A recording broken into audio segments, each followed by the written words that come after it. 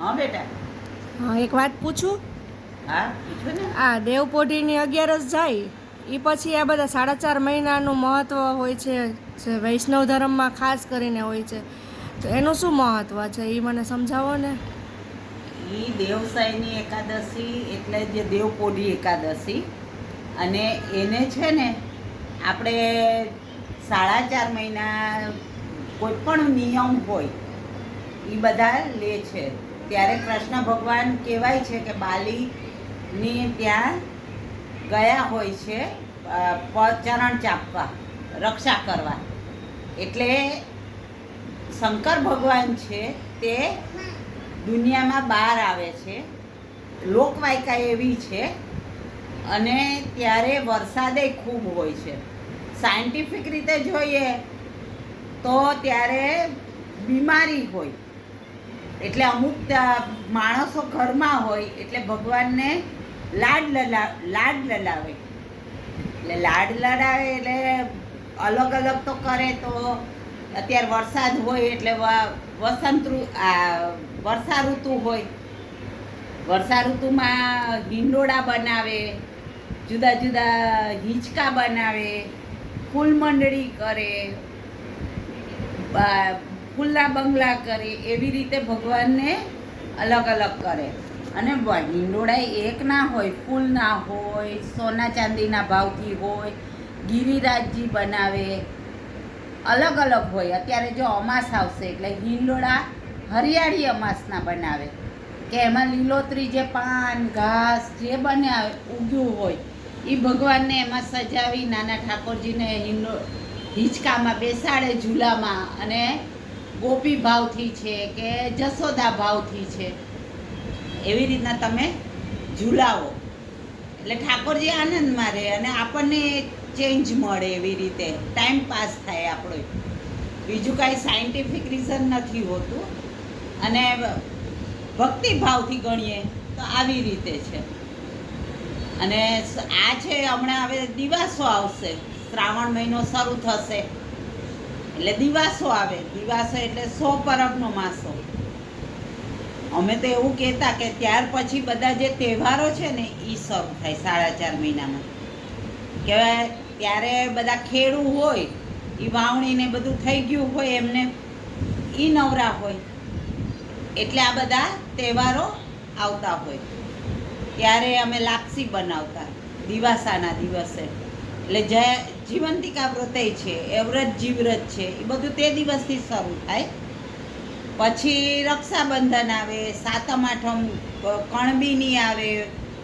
અને આપણી એ હોય, આપણે એ જૂનાની સાતમ જ કરીએ એટલે ત્યારે ઠંડુ બનાવીએ, થેપલા ને એવું બનાવે, મીઠા થેપલા, તીખા થેપલા, વડા બનાવીએ, લાપસી, સુખડી, તમને જે ભાવે તે બનાવીએ. આપણે ઘણા દહીંવડા ને એવું બનાવતા હોય, પાણીપુરી, દહીંવડા.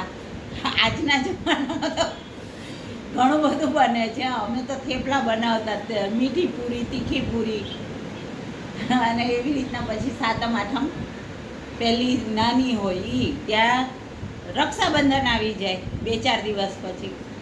ત્યાં રક્ષાબંધનનું કરીએ. રક્ષાબંધન ઉજવાઈ જાય, રાખડી બાંધવાની ભાઈને કે બે નણંદ આવે કે અમે જઈએ બાંધવા, ગામમાં હોય એ પૂરું થઈ જાય. એટલે ત્રીજને દિવસે ચોથ આવે, બોળચોથ. ત્યારથી રસોઈ ચાલુ કરી દઈએ. બીજ ત્રીજથી ફરસી પૂરી છે, ચણાના ફાફડા, ઘઉંના ફાફડા, પછી ઓલા આ કરે મઠિયા જેવા બનાવે, પછી તીખા ગાંઠિયા, મોરા ગાંઠિયા, એવું બધું બનાવતા હોય. ચેવડો, ચવાણું. પછી અમે તો મેળામાં લઈને જતા, લોકમેળામાં. અમારા રાજકોટમાં તો મેળો થાય, વખણાતો. પછી બધા મેળામાં બધું લઈને જતા, આજુબાજુના સ્થળોએ જાય ફરવા. હવે તો બધા બહાર ગામ વયા જાય એટલે હવે તહેવારોનું મહત્ત્વ ઓછું થતું જાય. એવું કરતા અમે. ત્યાં પિતૃનું આવી જાય પછી આજુબાજુમાં બધે ફરવા જતા. બધા ફ્રેન્ડ સર્કલ છે, કુટુંબના છે. અમે કુટુંબ નહીં બધા જતા, પછી ફ્રેન્ડ સર્કલ હોય. પછી ફરી આવીને મેળામાં જાય, આખો દિવસ મજા કરતા અમે. અને અમે તો બનાવતા ને ત્યારે કરણ શાહી લાડુ છે કે જે તમે મોતિયા લાડવા કે ચણાના લોટના મિષ્ટાન પકવાન કહેતા અમે સુખડી મોહનથાળ એ બધું બનાવતા. હવેના ક્યાં છોકરાઓને ભાવે, તમારા જેવાને તો ભાવે નહીં. અને હવે તો બહાર બધા ફરવા વયા જાય એટલે ફરવાનું મહત્ત્વ ઘટી ગયું, બનાવવાનું મહત્ત્વ ઘટી ગયું અને રેડીમેડ હવે બધું મળે જ છે તો બધા હવે રેડીમેડ લેવા માંડ્યા. અને પહેલાં તો અમે ઘરનું બનાવી ઘરમાં જ ખાતા હતા એટલે અમને લોકોને તો મજા આવતી હતી. અને તમે લોકો બહાર ફરવા જાઓ છો, શરૂઆત 3-4 દિવસ માંડ ટાઈમ મળે. હવે તમારી રૂટીન એવું થઈ ગયું હોય કે તમારે ક્યાંક જવું હોય એટલે પછી એ પૂરું થાય ત્યાં પિતૃ કાર્યનું આવી જાય. પિતૃઓ 11-12થી બાળા ભોળાનું પાણી રેડવાનું હોય કે પછી 13-14ના સ્ત્રીઓ જાય અમાસના સર્વપિત્રી અમાસ, ભાદરવી અમાસ ત્યારે બધા લોકો જાય. ત્યાં પછી ઋષિ પાંચમ આવે, ત્યાં શ્રાદ્ધ ચાલુ થાય, શ્રાદ્ધ પૂરા થાય એટલે નવરાત્રિ ચાલુ થાય, નવરાત્રિ પૂરી થાય, શરદ પૂનમ આવે, શરદ પૂનમ પૂરી થાય એટલે ઘર સાફ સફાઈ થાય અને ઘર સાફ સફાઈ થાય ત્યાં પછી આપણી દિવાળી આવી જાય 11થી. એટલે આમ ને આમ દિવસો 4.5 મહિનાના પૂરા થાય. પછી ભાઈબીજ હોય, પછી બીજા બધા લાભ પાંચમ આવે, એ બધા થઈને 100 તહેવારો થતા. હવે તો તહેવારો એ ઓછા થઈ ગયા છે, એમાં કાપકૂપ થઈ અને હવે 100 તહેવારો ગણાતાય નથી. આમાં વચ્ચે પાછા ભાદરવા મહિનામાં તો હવે પહેલાં તો નહોતું, હવે ગણપતિ ચોથનું આવી ગયું છે.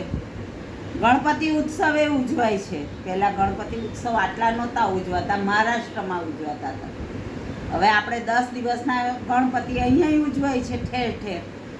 આમને આમ સતત 4.5 મહિના સુધી એક પછી એક કાર્યક્રમ ચાલતા હોય એટલે એને દેવપોઢી 11થી દેવ ઉઠી 11 સુધીમાં બધા થતા હોય છે.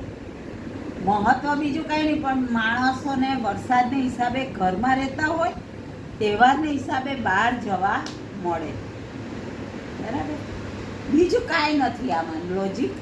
પણ તમને લોકોને આ બધી વસ્તુ ઓછી ખબર હોય એટલે તમને લોકોને શું આવા બધા તહેવારોની ખબર છે કે હતી તો તમે મને કોમેન્ટમાં કરજો. કદાચ મારાથી 1-2 તહેવારો ભૂલાઈ ગયા હોય બોલવામાં અત્યારે તો મને યાદી કોમેન્ટમાં આપજો.